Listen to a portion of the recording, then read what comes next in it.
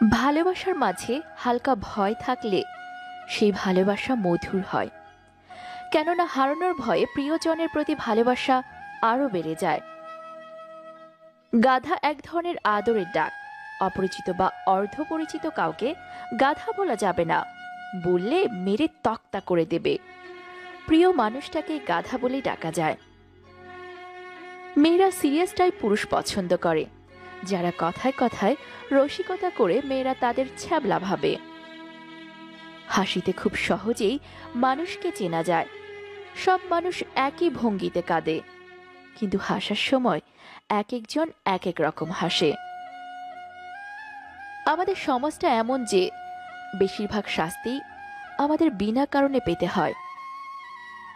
বিরক্তিকর কোনো মানুষ বেঈমান হতে পারে না। পৃথিবীতে বেঈমান মাত্রই ইন্টারেস্টিং ক্যারেক্টার হয়। মা হলো পৃথিবীর একমাত্র ব্যাংক, যেখানে আমরা আমাদের সব দুঃখ কষ্ট জমা রাখি এবং বিনিময়ে নেই বিনা সুদে অকৃত্রিম ভালোবাসা। বোকা মানুষগুলো হয়তো অন্যকে বিরক্ত করতে জানে, কিন্তু কখনো কাউকে ঠকাতে জানে না।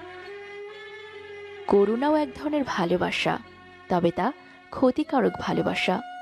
এই ভালোবাসা মানুষকে অসুস্থ করে দেয়। মানুষের বিপদে এখন আর মানুষ এগিয়ে আসে না। এই যুগের নীতি হচ্ছে বিপদগ্রস্ত মানুষের কাছ থেকে দূরে চলে যাওয়া।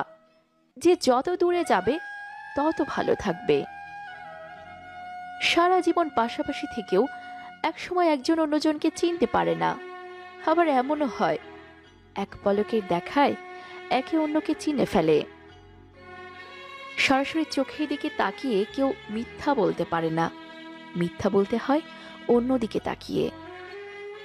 প্রত্যেক ভালোবাসায় দুইজন সুখী হলেও তৃতীয় একজন অবশ্যই কষ্ট পাবেই। এটাই হয়তো প্রকৃতির নিয়ম। মেয়েরা হচ্ছে জন্মদাত্রী জননী।